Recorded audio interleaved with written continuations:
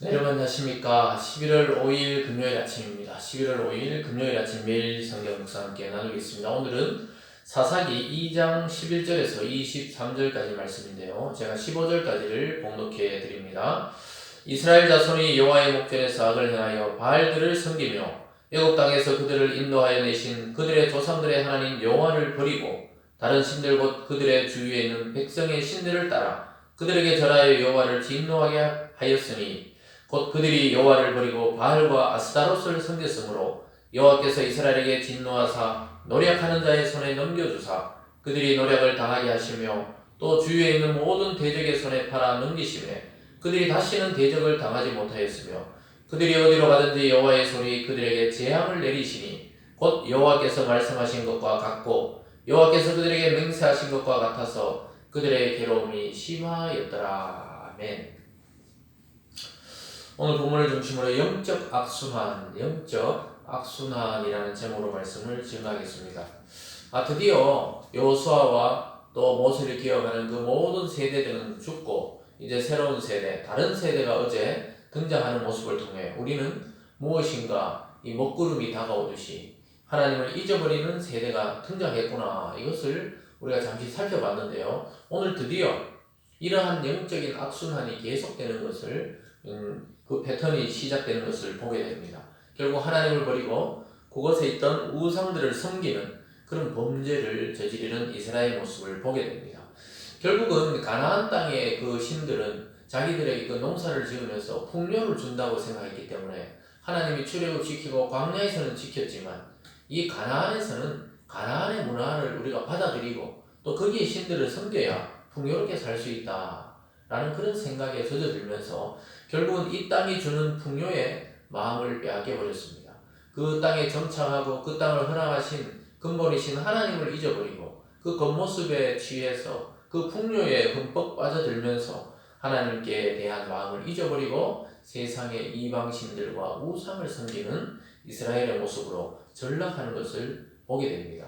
결과적으로 그 후 세대들에게 전 세대가 하나님의 말씀을 잘 전해주지 못한 결과가 바로 전혀 하나님을 알지 못하는 세대가 나타난 것입니다. 그들이 하나님을 완전히 버린 것은 아닙니다. 마치 양다리를 걸치듯이 하나님께도 나아가 기도하고 또 우상에게도 나가서 또 절하고 이런 시간들이 지금 지속되면서 하나님의 진노를 불러오는 것을 보게 됩니다. 오늘 첫 번째가 이스라엘의 범죄와 하나님의 징계에 대해서 제가 읽어드린 11절에서 15절 사이에서 나왔습니다. 그들이 하나님을 버리고 그 땅의 신들에게 제사드리고 또 섬길 때 하나님 결국은 하나님이 언약할 때 만약에 너희들이 그 땅의 신들을 섬기면 징계하겠다는 그 내용 그대로 행하십니다. 13절에 보면요, 곧 그들이 여호와를 버리고 바알과 아스타롯을 섬겼으므로 여호와께서 이스라엘에게 진노하사 노략하는 자의 손에 넘겨주사 그들이 노략을 당하게 하시며 또 주위에 있는 모든 대적의 손에 팔아 넘기시며 그들이 다시는 대적을 당하지 못하였다, 이렇게 말하면서 그 다음 구절에도 어디를 가든지 하나님이 그들에게 재앙을 내렸다. 왜 이렇게 재앙을 내리고 징계를 합니까? 정신 차리라는 것이죠. 아이들이 훈육할 때 아이들이 남의 물건을 가져온다든가 이랬을 때 부모들이 크게 꾸짖는 이유는 다시는 그 행위를 하지 말라는 것이죠. 그래서 이스라엘이 하나님을 속히 떠나고 그 땅의 우상 바알과 아스타롯 풍요의 신들을 섬기면서 하나님의 진노를 불려왔습니다. 하나님의 방법은 노력하는 자들의 손에 그들을 붙였다. 이스라엘 민족을 계속 괴롭히고 때려펴고 이러한 이 노략꾼들이 그리고 다른 민족을 통해 매질을 하신 것이죠. 그래서 정신을 차리라고 하나님은 계속 경고하고 있는 것을 보게 됩니다. 여러분, 경제적인 풍요와 안전을 지켜준다고 믿었던 그 바알과 아스타롯을 섬기면서 오히려 그들이 노략당하고 또 빼앗기고 풍요를 누리지 못했던 것을 우리는 보게 됩니다. 여러분, 하나님을 버리는 것은, 그 우상을 섬기는 것은 하나님을 버리는 것과 같습니다. 그래서 우리는 하나님도 섬기고 세상도 섬기는 것이 아니라 하나님만 섬기는 신앙 안에서 세상 것은 하나님이 더해 주신다는 사상, 그 사실을 잊어버리면 안 되겠습니다. 우상에 빠진 이스라엘, 참 우리도 위험하게 이스라엘뿐만 아니라 이 시대에 이 세상이 너무 좋아 보입니다. 멋진 아파트, 좋은 차, 또 좋은 직장, 또 불편함이 없는 그 문화생활들, 이런 걸 통해서 우리는 점점 하나님과 멀어지고 있는지 한번 점검해 보아야 할 것입니다. 특별히 이런 팬데믹 시대, 전염병의 시대를 맞이하면서도 인간은 계속 교만하고 또 무엇인가 자기들 힘으로 할 수 있다고 생각한다면 이 일은 점점 길어질 것입니다. 우리가 하나님께 낮추고 무릎 꿇고 기도할 때 교회들이 다시 회복되고 부흥될 때 이 세상에도 변화가 오는 것이죠. 오늘 두 번째로 보면 하나님께서 사사를 세워서 그들을 구원해 주는 것을 보게 됩니다. 하나님은 징계도 하셨지만 그들을 구원할 자를 세웠습니다. 그 구원할 자들이 바로 사사들입니다. 사사. 16절에 보면 여호와께서 사사들을 세우사 노략자의 손에서 그들을 구원하게 하셨으나 그들이 그 사사들에게도 순종하지 아니하고 오히려 다른 신들을 따라가 음행하며 그들에게 절하고 여호와의 명령을 순종하던 그들의 조상들이 행하던 길에서 속히 치우쳐 떠나서 그와 같이 행하지 아니하였더라. 하나님은 그들을 불쌍히 여기셔서 그들의 고통을 알고 구원자를 세웠지만 그들은 여전히 사사들에게조차도 잠시 그냥 하나님이 구해줬을 때는 감사하다가도 금방 다른 신들을 따라가 음행한다. 이 말은 영적 간음이죠. 또 다른 이방 신들을 섬겼다는 겁니다. 그래서 여호와께서 명령에 순종하던 조상들의 행하던 그 이스라엘 출애굽하던 모세와 여호수아의 길을 떠나서 이방 땅의 길, 우상의 길로 걸어갔습니다. 어쨌든 하나님은 사사를 세워서 그들이 사는 동안은 이스라엘에 평화를 주셨습니다. 18절에 보면요, 여호와께서 그들을 위하여 사시는 사사들을 세우실 때에는 그 사사와 함께 하셨고 그 사사가 사는 날 동안에는 여호와께서 그들의 대적의 손에서 구원하셨으니 이렇게 말씀하셨습니다. 왜냐하면 자기들 고통이 오면 또 막 하나님께 부르짖어요. 살려달라고 구해달라고 부르짖습니다. 그럼 하나님 또 긍휼히 여기서 사사를 세워요. 그러다 평화가 오면 또 하나님을 반역해요. 그러다가 하나님 또 징계를 합니다. 그럼 하나님이 또 그들이 또 막 고통스러워서 기도해요. 그럼 사사를 세워요. 이게 계속 영적 사이클이 반복적으로 오랜 세월 가게 됩니다. 그래서 그들이 반역하면 하나님이 징계하시고 또 하나님이 사사를 세워 구원하시고 또 그 다음에 그들이 또 속히 또 반역을 하고 이게 계속해서 이렇게 반복되는 시대가 바로 이 사사 시대입니다. 그 패턴이 지금 정착이 되고 있는 것을 우리가 보고 있습니다. 19절에 보면 그 사사가 죽은 후에는 그들이 돌이켜 그들의 조상들보다 더욱 타락하여 다른 신들을 따라 섬기며 그들에게 절하고 그들의 행위가 패역한 길을 그치지 아니하였다. 이렇게 말씀합니다. 사사 사는 동안에는 하나님의 말씀이 선포되고 막 능력이 보이고 이러니까 잠시 또 자기들이 조용히 있다가 또 사사가 죽고 나면 막 조상들보다 더욱 타락해서 아예 대놓고 다른 신들을 섬기고 하나님을 무시했습니다.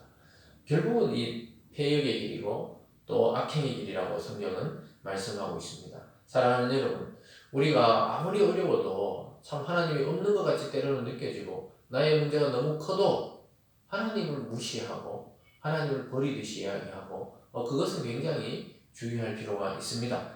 하나님은 여전히 저와 여러분 또 믿음의 우리 모든 식구들 또 믿음의 성도들을 지켜주고 있다는 사실을 우리는 깨달아야 합니다. 오늘 마지막에 보면 하나님이 왜 이렇게 이방 민족을 남겨두었냐, 시험하려고 테스트하려고 그렇다 이렇게 말씀합니다. 21절에 가보면요, 나도 여호수아가 죽을 때 남겨둔 이방 민족들을 다시는 그들 앞에서 하나도 쫓아내지 아니하리니 이는 이스라엘이 그들의 조상들이 지킨 것 같이 나 여호와의 도를 지켜 행하나 아니하나 그들을 시험하려 함이라 하시니라. 하나님께서 물론 이스라엘 다 쫓아내지 못한 거였지만 하나님도 쫓아내지 않겠다. 그러면 그들을 가만 놔두고 나서 너희들에게 가시가 되고 올무가 되게 해서 그들을 시험하게 하려고 했다. 이렇게 말씀하고 있습니다. 그래서 하나님은 우리를 일부러 시험하신 건 아니시죠. 자기들이 못 쫓아낸 그 민족들이 자기들에게 시험이 된 것이죠. 근데 하나님의 표현으로도 그냥 놔두겠다. 그래서 너희들이 나를 잘 섬기고 또 하나님의 말씀을 잘 순종하는지 안 하는지 지켜보겠다. 이렇게 말씀하고 있습니다. 사랑하는 여러분, 하나님께서 이 모든 것을 아시면서도 계속해서 구원해 주시는 그 이유가 무엇이었습니까? 바로 아브라함에게 약속했던 내 민족, 또 그리고 또 하나님의 그 약속의 민족이기 때문에 그들을 포기할 수가 없는 것입니다. 물론 순간순간 그들을 징계하고 죽음에 이르기도 하고 고통스럽게도 하셨지만 결국 이스라엘을 통해 온 세상이 구원받기를 원했고 결국 이스라엘을 통해 세상의 구원자이신 그리스도가 오시고 또 이스라엘을 통해 이 전 세계적으로 하나님의 말씀과 복음이 증거되었기 때문에 그들을 남겨두셨던 것이죠. 사랑하는 여러분, 하나님도 섬기고 세상의 풍요의 신도 섬긴다 이렇게 생각하면 오산입니다. 여러분, 그런 마음을 버려야 합니다. 하나님을 믿으면서도 어떻게 내가 또 밖에 좋은 또 뭐 우상들이 있으면 그것을 통해 다른 유익을 취하려고 하는 생각, 두 마음을 품는 생각을 버려야 합니다. 하나님만 섬기고 그분으로 만족을 누려야 하겠습니다. 그럴 때 우리의 영적 악순환이 끊어지고 완전히 뿌리 뽑힙니다. 겉에만 잘라내서 한다고요. 뿌리를 뽑아내버려야 진짜 우리가 영적인 악순환에서 벗어나고 다시 죄악의 길에서 돌이켜 하나님의 의의 길로 걸어갈 수 있게 됩니다. 사랑하는 여러분, 이 세상은 참 풍요롭습니다. 참 마음만 먹으면 우리가 하고 싶은 대로 또 살아갈 수 있는 여건이 많이 조성되어 있습니다. 그러나 하나님은 그렇게 살지 말라고 이야기하는 거예요. 그렇다고 우리가 뭐 풍요나 또 이 세상을 누리지 말라는 건 아니에요. 그러나 그것이 마치 우리에게 참 만족을 주고 또 그것이 우리의 최종 목적이 되는 것처럼 행동해서는 안 된다는 것입니다. 항상 우리는 하나님이 목적이요. 또 하나님의 말씀을 이 땅에 실현하고 복음을 증거하는 것이 우리의 가장 고귀하고 가치 있는 목표가 되어야 하겠습니다. 오늘 하루도 영적 악순환을 이기고 승리하는 우리들 되기를 주님의 이름으로 축원드립니다. 기도하겠습니다. 사랑의 하나님 아버지, 믿음의 세대들이 가고 하나님을 모르는 다른 세대들이 등장하고 결국은 그들이 하나님을 버리고 우상을 섬기고 또 하나님을 섬긴다 하면서도 우상에게 양다리 걸치며 살아가는 모습을 보게 됩니다. 하나님, 이 모습이 바로 우리의 모습이 아닌지 돌아보게 하시고 우리 속에 이 세상의 악의 뿌리들을 다 뽑아내고 하나님의 말씀에 순종해서 영적 악순환을 끊어내고 늘 하나님 안에 풍요롭고 만족스럽고 또 성령의 충만함으로 살아가는 저희들에게 도와주시옵소서. 이 세상이 점점 타락되어 갑니다. 하나님, 우리가 그곳에 살면서 우리도 거기에 물들까 두렵사오니 늘 보호하여 주시고 안보하여 주셔서 모든 시험 이기고 승리하는 우리 성도들 다 될 수 있도록 역사하여 주시옵소서. 감사드리며 예수님 이름으로 기도드리옵나이다. 아멘.